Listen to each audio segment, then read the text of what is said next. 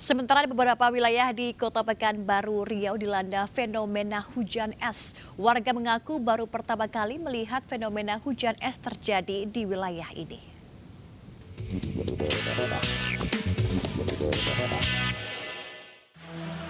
Panen es guys.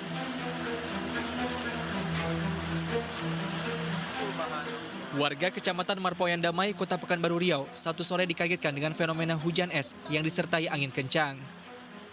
Warga pun spontan keluar dari rumah karena mendengar hujan yang turun disertai bunyi seperti batu jatuh ke atap yang ternyata hujan es. Warga mengaku baru pertama kali melihat fenomena hujan es disertai hujan deras dan angin kencang terjadi di wilayah Pekanbaru. Tadi suaranya kencang juga bang, kirain apa, tapi kita cek hujan es. Lihat lah bang, baru pertama kali bang di Pekanbaru ada hujan es. Besar-besar esnya bang. Fenomena langka ini terjadi di beberapa wilayah Kota Pekanbaru, di antaranya di wilayah Arifin Ahmad, wilayah Panam, wilayah Arengka 2 dan Rimbo Panjang, serta perbatasan Pekanbaru Kampar.